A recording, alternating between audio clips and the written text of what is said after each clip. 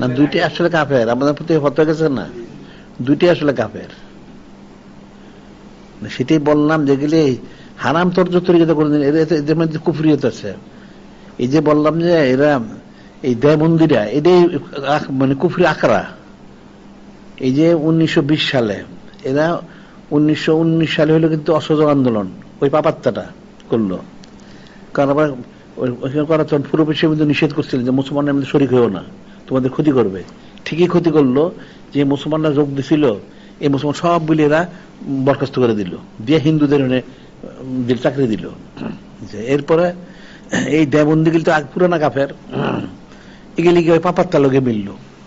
তাই পাপাত্তা গুলো ঠিক আছে, তোমরা যদি মিলতে তাহলে তোমাদের একটা ফতোয়া দিতে হবে। কি ফতোয়া দিতে হবে? যে মুসলমানদের গরু কোরবানি না করে।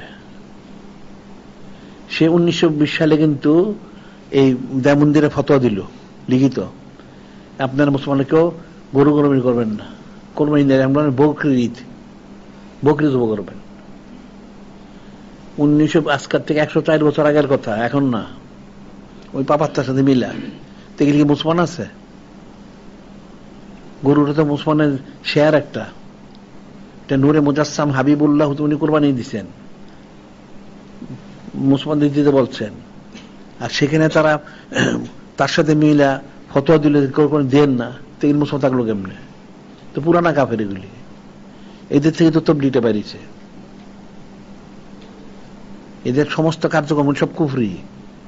ওই যে পত্রিকা আসছিল, ওই মোদির এখন ক্ষমতা পরে দেবন্দি গেলি এটা কত মিছে করছিল, তের মুসলমান থাকে কেমনে? কিন্তু মুসলমানের জিনিস বুঝেই না।